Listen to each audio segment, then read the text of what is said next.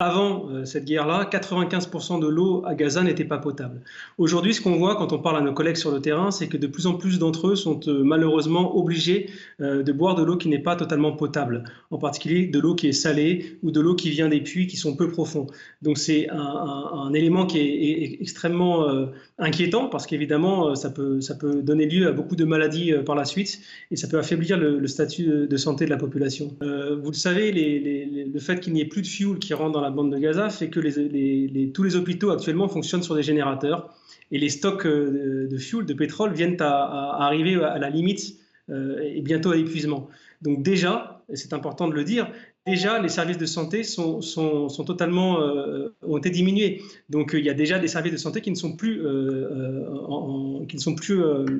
faits, comme par exemple la santé primaire, tous les services non essentiels ne sont plus assurés aujourd'hui. Seulement les services d'urgence sont actuellement en place.